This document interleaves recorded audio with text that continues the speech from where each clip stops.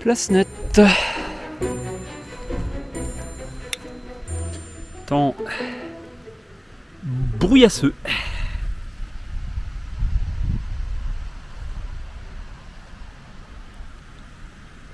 Ah, je vais aller rejoindre le lac, le longer un peu, passer par une petite villégiature là, et puis bifurquer en direction de la cabane qui aurait pu être un objectif très tardif pour hier soir, mais j'avais pas envie de marcher dans la pénombre. Je ferai une halte à cette cabane pour, je l'espère, pouvoir y recharger les batteries. Visiblement j'avais un problème de câble. Le câble iPhone que j'avais racheté en chemin, et ben il est déjà mort. Impossible de charger le téléphone avec.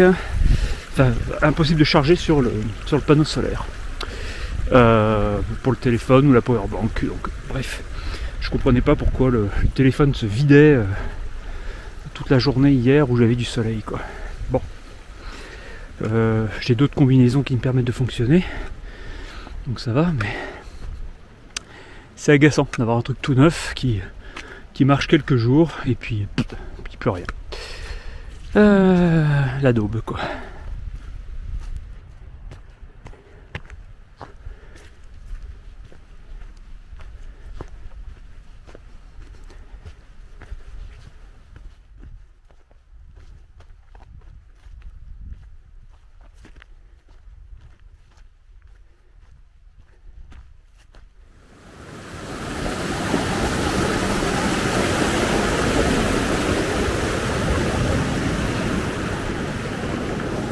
Environ.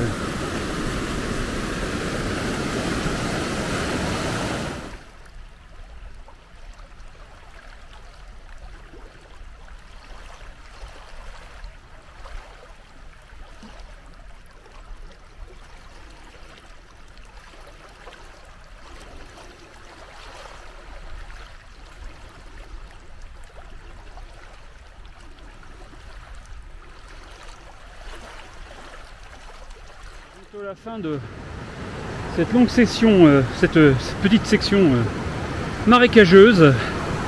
Ça faisait longtemps que je n'avais pas eu une de ce genre. Ah ouf!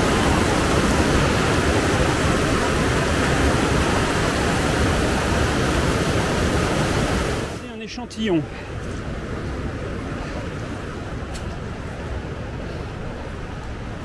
C'est... Oh, l'impression que il faut, pour passer ici, il faut avoir fait breveter une marche idiote auprès du ministère des marches idiotes. Vous voyez les Monty Python pour la référence. C'est épuisant. C'est épuisant, on peut pas faire 2 pas égaux. Et on va passer dans la flotte, moi. Je suis fatigué, la fatigue. Petit village, enfin, j'appelle ça des villégiatures parce que je sais pas comment c'est habité au cours de l'année. J'aurais enfin un peu de terrain solide à me mettre sous les pieds pendant un instant. Petite pause de reconfiguration pour virer la polaire, parce que si le soleil donne comme ça, je vais avoir trop chaud.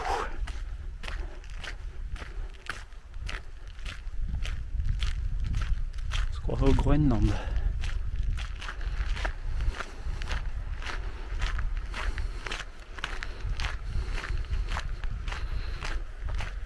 On va bifurquer à gauche et grimper un petit peu dans la montagne. On va prendre 200-300 mètres d'altitude.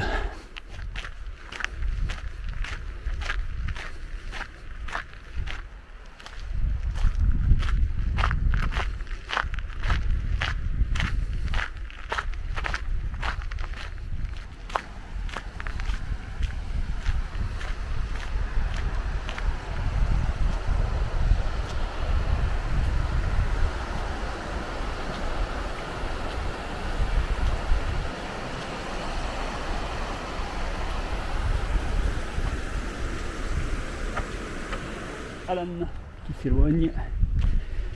Un Australien qui... Bon, je sais pas exactement quel parcours il fait. Il a déjà fait il va vers le nord. Mais je pense comme il peut. Il était déjà sur la Nordkalotsruta l'année dernière. Visiblement il aime le coin. Bel accent australien. Oh, ça faisait plaisir à entendre. Bon. Allez, direction Slettingsbo.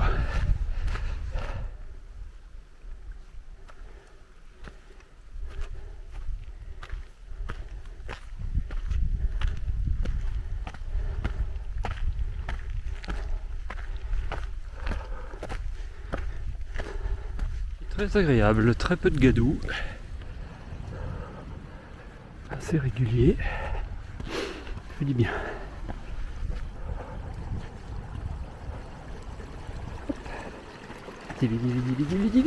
Hop, hop, hop, hop.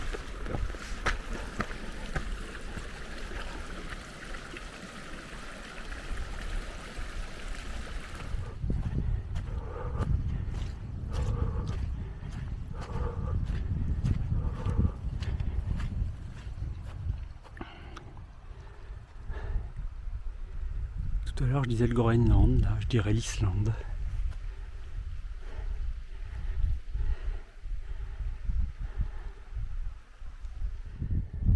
Piou.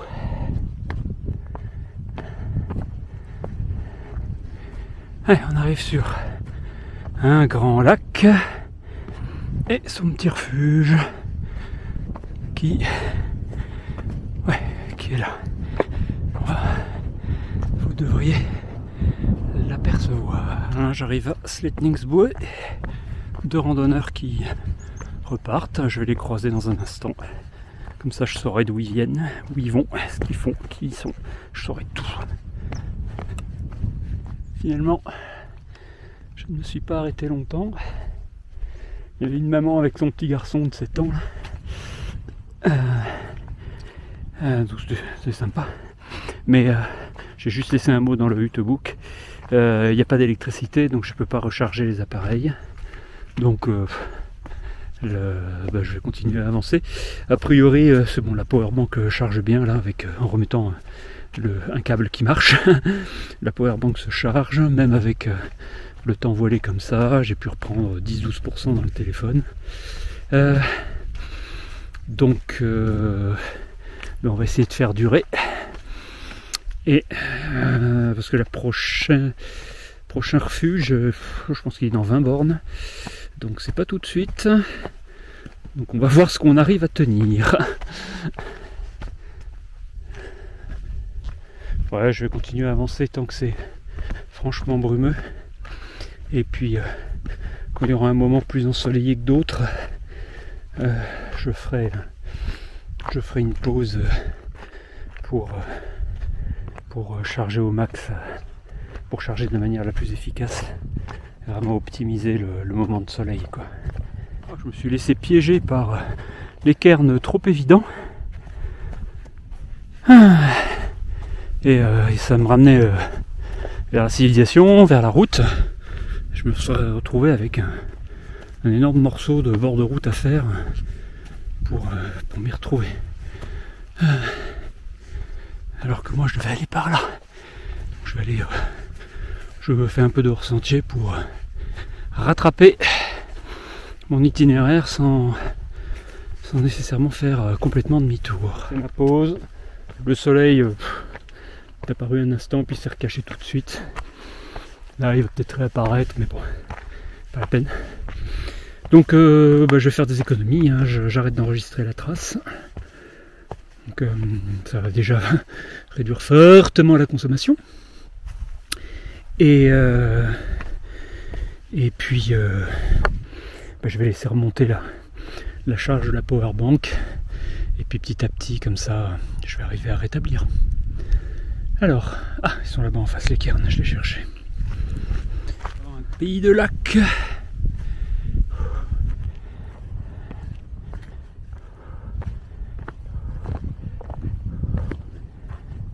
difficile à avancer quand même maintenant. J'ai l'impression de me traîner maintenant avec l'eau. Quand je multiplie les petites pauses, c'est affreux. J'ai l'impression que je bouge plus. Encore et toujours des lacs.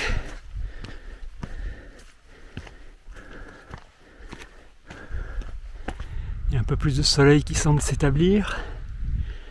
Les lacs prennent la couleur bleue du ciel. Et mes prochaines montagnes sont là devant moi. Avanti. On flânerait bien par là.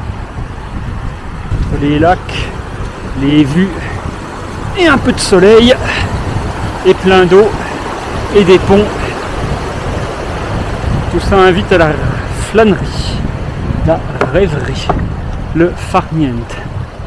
Et quand est-ce qu'on arrive à Lindesnes si on fait du farniente, hein? Je vous le demande. Gigantesque. En faire le tour là. Interminable. Il faut que je finisse d'en faire le tour là, pour pouvoir descendre dans la vallée et faire une nouvelle petite pause.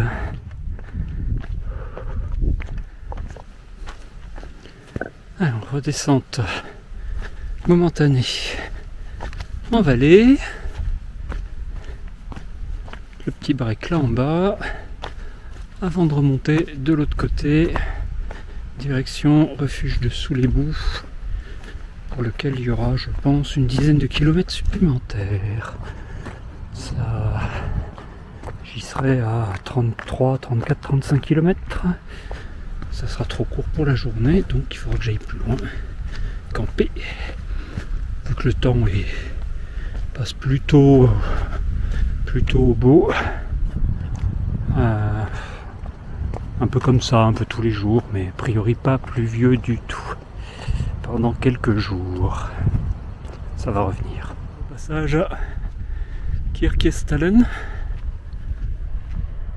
Donc c'est deux églises, on dirait. J'en ai vu une deuxième là à côté. Il y a de l'hébergement par là. Oh, j'aimerais bien une table de pique-nique qui soit Lima Bar Café Pizza. Oh. Mon Dieu. Vite, je m'éloigne, sinon je vais craquer. L'église Saint-Thomas. Mon chemin des pèlerins. Celui que j'avais pris depuis Kirkvollen. Voilà. Ben moi, j'ai aperçu là-haut, à petite éminence, j'ai aperçu un banc qui est sur le chemin, face à la montagne. J'ai fait un petit plein d'eau, c'est parfait. Je vais m'y installer, les doigts de pied en éventail, le temps de la pause. Bon, et forcément, moi j'étais en train de vous montrer le ciel complètement en sous-exposant tout le paysage. Et en plus, j'aurais du réseau. Tester la météo et voir si vous m'avez suivi sur Instagram. 14h45, fin de la pause. C'est parti.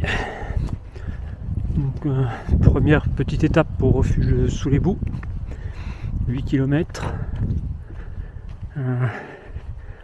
On regarde s'il y a de l'électricité. S'il y a de l'électricité, j'ai fait une pause surnuméraire pour recharger les batteries.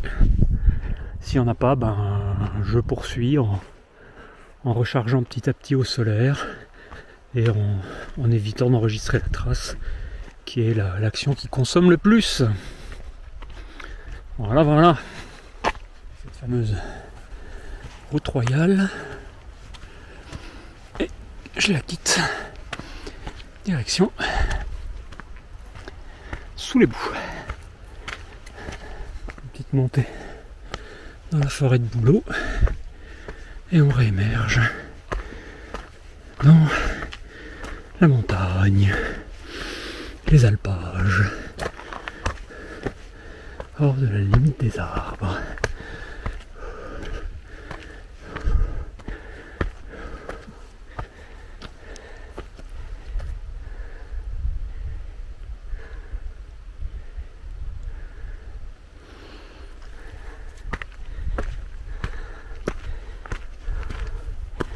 Un très bon chemin. On avance bien.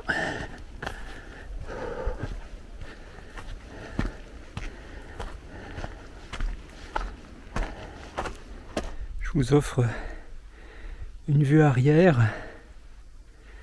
parce que sur l'horizon là, en m'élevant, c'est le Jotunheimen qui se montre à nouveau et d'autres massifs que je sais pas vous nommer, mais c'est beau, c'est vraiment très beau. Encore par là, bon, les zooms, c'est pas ce qu'il y a de mieux mon zoom. Je vous rebalaye tout ça, dimension normale. Puis je regarderai au montage ce qui peut se faire de plus propre. Ben, j'espérais évoluer au soleil vu la météo. Et non, il y a un nuage lourd là, juste au-dessus de ma tête là, qui reste là depuis un long moment quoi. Sur l'autre versant, j'ai été bien au soleil. Mais alors ici, je reste coincé sous ce nuage là depuis. Je l'ai eu, c'est installé à ma pause là, et je le garde. C'est fou, c'est ce qui est derrière qui est le plus spectaculaire. J'arrête pas de me retourner parce que plus je mets de distance avec les petites chaînes intermédiaires, mieux les chaînes élevées qui sont derrière apparaissent. Mais j'ai quand même des jolies petites choses juste là devant.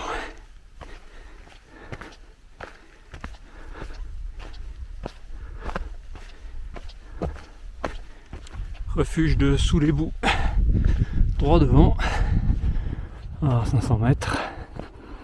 On va voir s'il y a du courant, s'il y a des prises USB. Sinon, je continue ma route.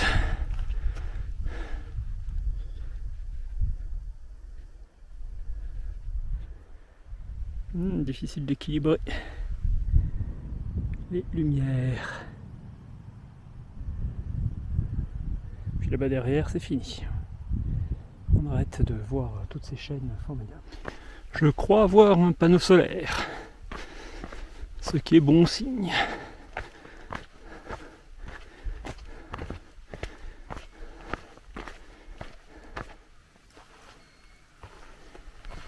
Effectivement, refuge de sous les boues, de vos panneaux solaires.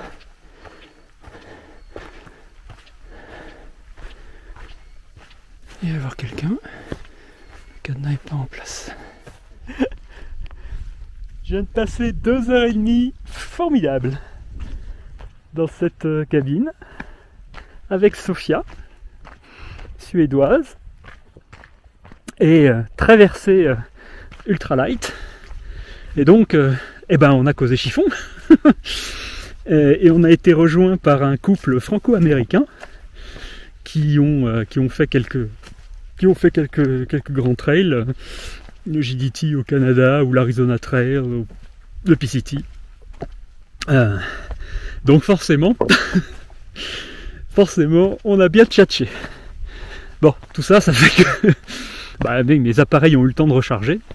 Avec 2h30 passées là, mais vraiment aucun regret, c'est vraiment super sympa. J'ai vraiment hésité à rester et à dormir là, mais faut quand même que je fasse quelques kilomètres si je veux arriver à Lindesnes en temps et heure. Mais vraiment super sympa. Donc on se retrouvera sur Instagram forcément. Et là maintenant, on va progresser Et puis je vais passer en mode bivouac, il est 19h, passer en mode bivouac vers 20h30. J'aurai mes 40 km ou environ. Et la zone s'y prête très bien, paraît-il, puisque nos amis venaient de cette direction. Toute beauté. Je ne sais pas par où regarder pour voir les plus jolies choses.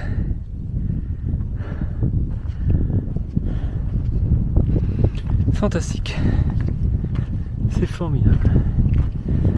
L'arrête. Le col qu'il faut que je passe juste là, il est quand même à 1528 mètres. Deuxième point le plus haut de la traversée à ce jour. Après les 1685 mètres que j'avais entre Glitterheim et Memuru. En grimpant le col, je garde un œil pour des spots de bivouac. Il y a un endroit où j'ai failli m'installer. Je me suis dit, oh non. Je peux aller un peu plus loin. Mais je pense que ce sera dans la descente de l'autre côté du col, où il y a une large vallée. C'était l'endroit indiqué par Pat et son ami. Il faudra que je retrouve son prénom. Je crois que c'était Cécile. Je l'ai noté. Ma mémoire est pas terrible. Adios à la vue arrière. Si belle. Là, s'il y avait eu un spot là dans la montée, rien que pour avoir ça sous les yeux ce soir, je le prenais. Même s'il avait été glacial et tout.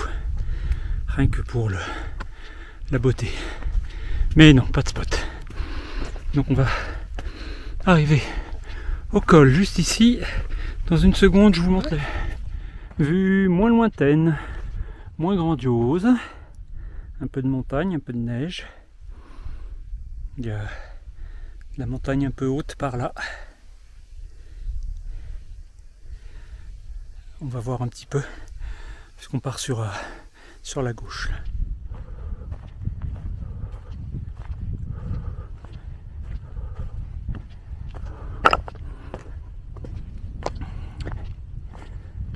Allez, ben, oh là maintenant, c'est le premier spot fait l'affaire. On va pas faire la fine bouche, c'est pas la peine de vouloir pousser les kilomètres au-delà du raisonnable, tant pis, je serai loin des 40 km, mais j'ai eu le plaisir de belles rencontres ce soir. Il fallait leur consacrer le temps qu'il fallait. Je vais aller explorer cette petite éminence. Ouais, c'est un replat. Mais je pense que la caillasse à fleur, quoi. C'est planter les piquets être compliqué. Bon, avec tout ça, moi j'ai quitté le chemin qui lui est un peu plus haut.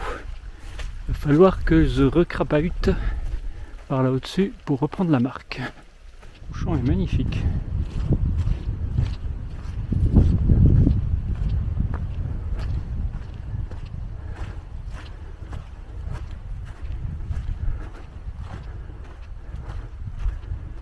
On va tâter un peu le terrain là, on va voir un peu. Je pense que c'est Home for Tonight, à presque 1500 mètres. Ce sera le plus haut bivouac. J'ai testé avec un piquet, là, on arrive à peu près bien à planter. J'ai un petit creux là dans lequel je peux m'allonger, puis si je peux monter la toile par-dessus, c'est parfait, je serais bien calé, c'est bien mou, c'est sec. Et une petite vue pas trop désagréable sur le couchant là-bas.